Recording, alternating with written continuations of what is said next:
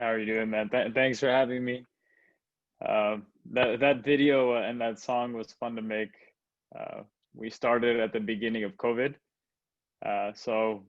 unlike everybody else is being taught that's speaking today, I can't sing or dance to save my life, and that's why I produce. So I remember I was actually with a gentleman that's uh, in Dastaangoi right now. Daim Khalid, we were in Pakistan together in March. COVID hits, and it's time to come back to Canada. And I remember a friend of mine. His name is Danish Renzu. He's an incredible Kashmiri director. He just recently did a film called The Illegal with the young boy, the young child from Life of Pi, Suraj Sharma. And so well, he's a grown guy. He's a grown man now. But Danish then reached out to me. He said, "Hey man, it's COVID. Let's do something."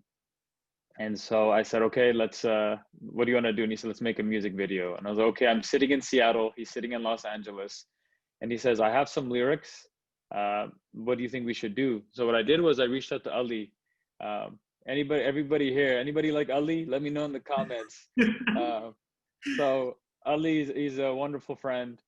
And I thought, you know what, he'd be able to do justice to what Danish was thinking. We really wanted to do a song that had substance.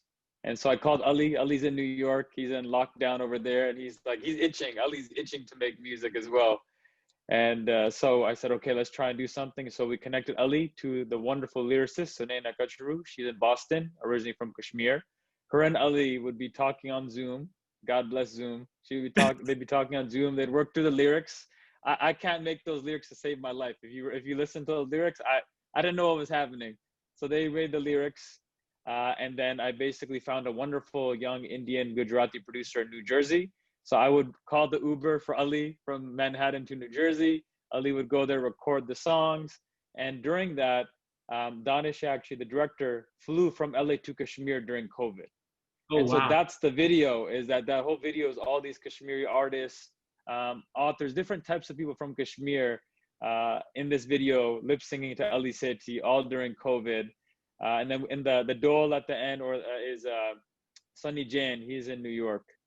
So it it was a global thing, and the whole video was edited in Mumbai. So we had the instruments being played in Lahore, the video being edited in Mumbai. I was sitting in Seattle doing nothing as usual, and the whole project just came together. So um, that's how Tum Hi Batao kind of came It's to fruition. Yeah, So it's incredible because I mean, look, like we're sitting right now. I mean, you're in the US, I'm in Dubai, people are in Pakistan, Paris, London, all over the world that we have people joining us like at this very moment. It really is incredible what Zoom's allowed us to do. And what mhm. you were able to achieve across Kashmir, the US, and other parts of India, it's just incredible, man. No, I appreciate it, but it was all good people. I think that if your intention is right, the good people just show up. And so that's a song. Let me know in the comments too if you want it to be longer, because a lot of people are like, "Look, it's too short." And so we're kind of like, "All right, we need to make it a little longer," which is always a good problem, I think, to have, that people like the fact that Ali was saying that he wanted it to be this reggaeton, lo-fi with this music as well. So we were trying to have a hybrid song. I think just like Rocket was saying as well, is like combining. But that brings me to my main point today, was just like Rocket was saying about the tradition.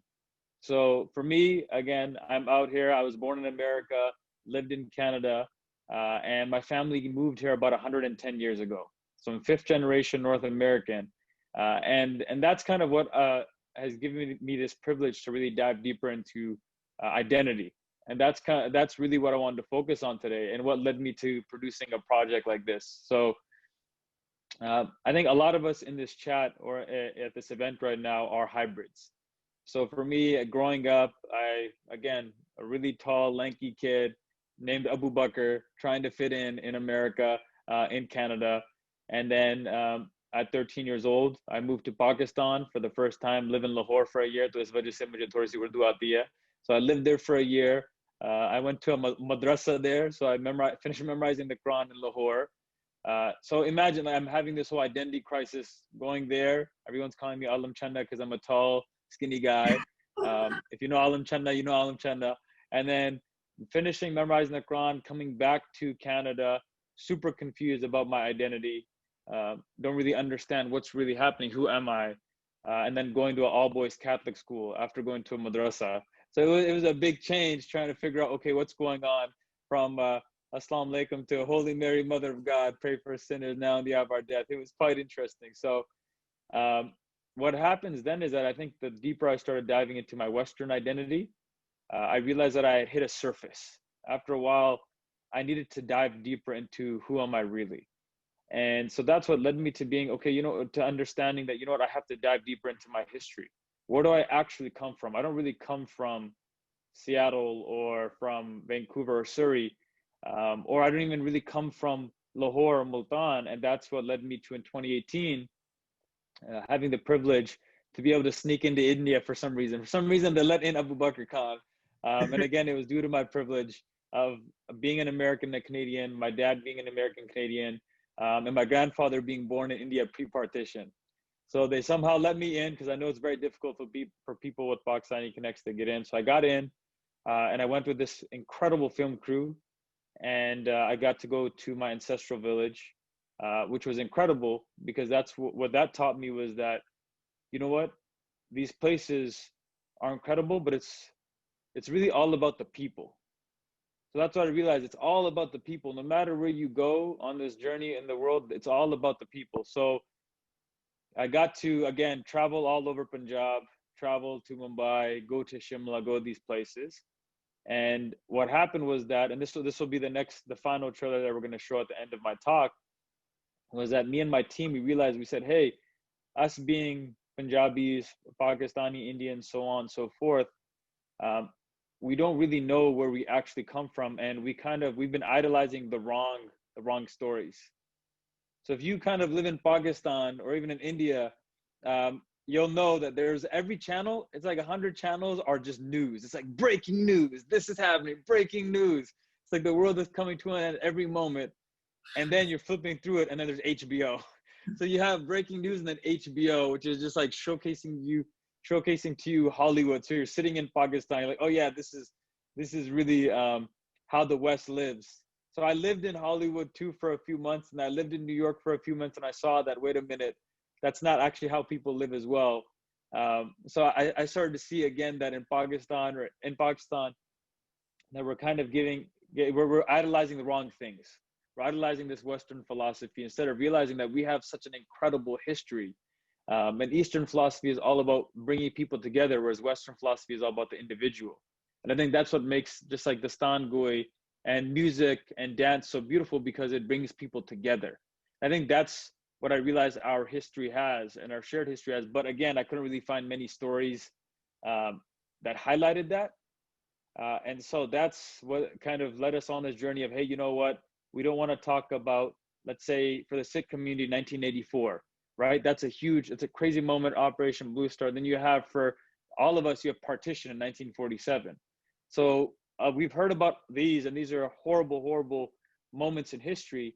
But we wanted to find a time where we were actually together. Like we wanted to find a moment where we were our own leaders, where we actually had our own narrative.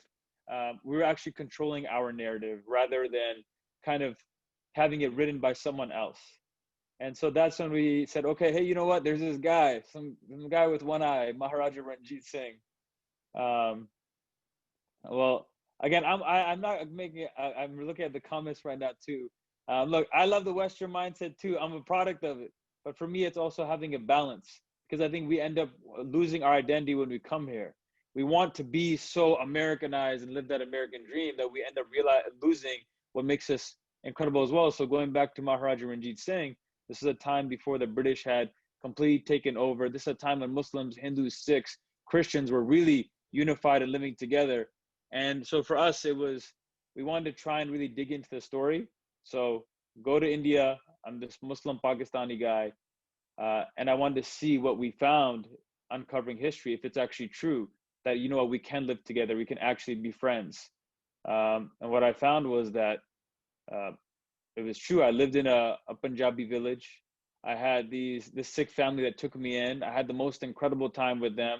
And we traveled to all these places, went to masjids, mandars, to gurdwaras, and we kept finding the same narrative of, hey, you know, actually what, back in the day, they were united. There was a time where we were unified, and it's always been power and politics that have been usually dividing the regular people. We're just regular people.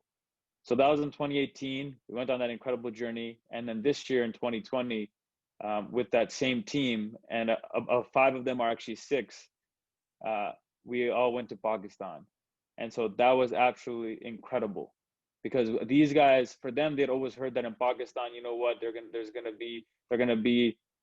always heard that wrong narrative of, you know what, people are going to hate Sikhs, so on and so forth. But the Sardar in our group, he had the best time of his life in Lahore, in Gujranwala, in Sheikhpura. We went to Islamabad, Peshawar. We went to the Afghanistan border, Torkham border. We went to Bahawalpur. We went to a bunch of spots, and these guys had the best time of their life. And so that's kind of what we're really focused on, is that, Daim saying Vrinder was the VIP the whole trip. All the Muslims, everybody was like, Paji, please, we really love you. And there's an interesting, like, it was incredible. They all speak their Tet Punjabi there. And so they were really able to feel at home, which is what we're really focused on. It's healing that narrative. That, you know what, these borders that have been made, these man-made lines, they can't really keep out that love that is actually shared. And so that's what this project, like with Ali Sethi, how most people, and a lot more people in India actually listen to Coke Studios than in Pakistan. Ali and I talk about it a lot as well. So things like that have led me on this journey to uncover my history and to really, I guess, dive deeper into who am I. That, you know what, I'm Abubakar from America and Canada as well, but also I'm Abubakar that has this whole Punjabi aspect to him, and try and live with both of those instead of just being like, no, I can't be Muslim, I can't be this Punjabi guy, and I just have to be in one box. So that's kind of our journey. It's been incredible. We're working on this series on Maharaja Ranjit Singh now, but I wanted to say this to everyone that's listening, that, you know, tell your story. And when you try and tell your story, it's not going to be easy. Like, it's hard. It's really hard doing that work of uncovering your history, unpacking your intergenerational trauma.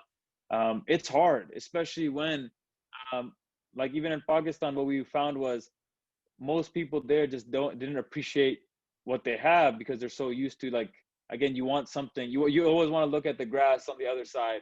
So you'll see in the trailer what we're kind of going for. We've been working on this for about 3 years now. We're working on a series on that time period, not just Maharaja Ranjit Singh, but on the powerful, extremely powerful women that existed during that time period and still exist. But again, we don't really hear those stories. So the powerful women, the fact that education at that time was far greater than the British education, the arts, the music, all the dance, the things that were happening during that time period. We really want to focus on that golden age too, and we'll see what happens. Shall we show the trailer? You're the boss, man.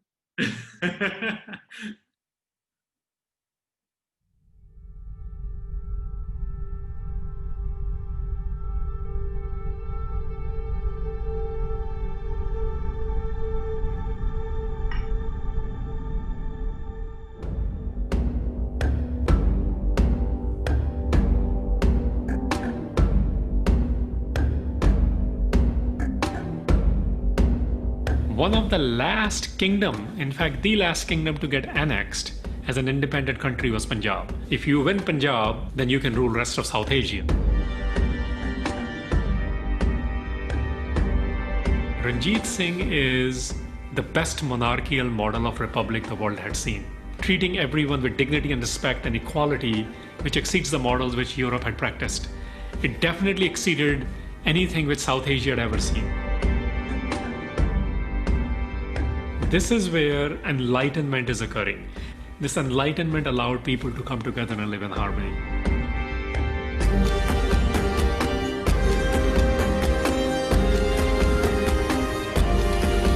In his cabinet, where people from even Philadelphia are serving, people from France are serving, they become generals, and the Hindus and the Muslims are able to be in the highest levels of his cabinet positions, we'll call them today.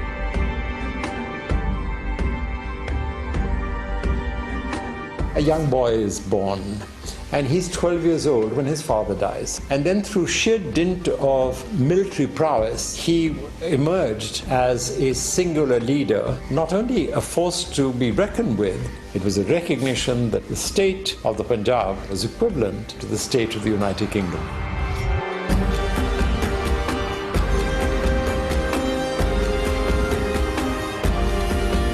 To be able to create a state and hold it together when on all sides there was hostility from the Persians, from the Afghans, from the British.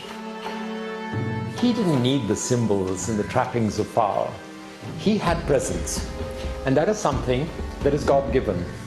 Force of his presence was such, his stature was limitless.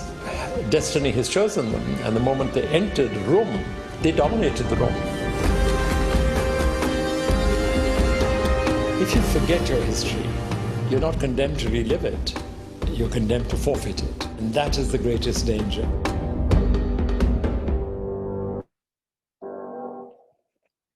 I don't know about you guys, but I cannot wait to actually be able to see this.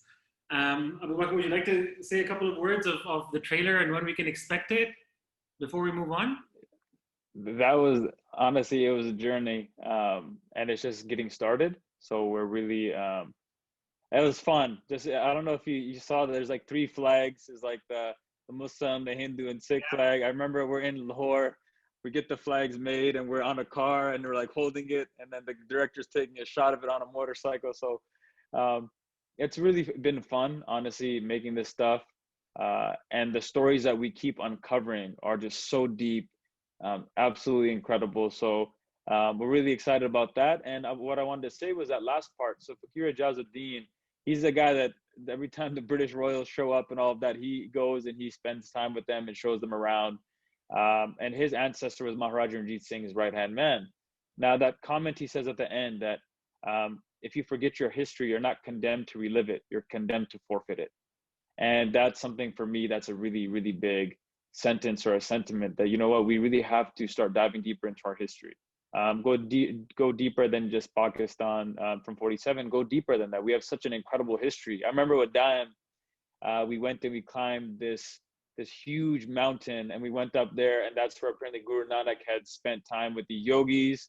And I think here Ranja was one of them, one of the love stories. One of the guys had gone up there, and so we found, we're like, wait a minute, this is all here. Then we went to Takshila, which is one of the oldest places where all these different scholars would come around the world to go and study. So there's so many incredible stories that are there that I'm just focused on this one with my team right now, but just realize that there's incredible stories that need to be told.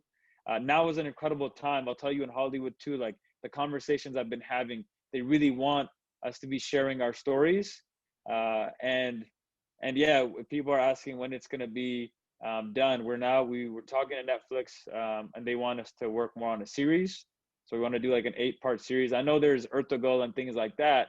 And that's kind of what the goal or the dream would be, is that, you know what, we're making one, but for that region. Because in Punjab, you had Kashmir, like all of that together. There was a time where they were all connected. And so that's kind of what I wanted to share. If you want to be a part of the journey, you can check me out on Instagram. It's The Chosen Khan. All the other Khans were taken. Check out Daim Khalid's page. His stuff is incredible. He's all about healing the narrative as well. And you'll just come join the journey, because it's not for us to be on by ourselves. It's something that we want to share with everyone. Abubakar, thank you so much, man. This was awesome. I honestly can't wait to see the journey, because I mean, just the travels between India, Pakistan, and the stuff that you've done, and then speaking to Dame actually just a couple of days ago, and did not even realize that you guys knew each other, and he was in Pakistan with you. It was just incredible. And I honestly cannot wait to kind of get on calls and understand more of the stories that happened there, because other than just the stuff that you're working on, I can't wait to hear the stories that happened in India, in Pakistan during that shooting, right? Like the behind the scenes stuff. That's what I kind of really want to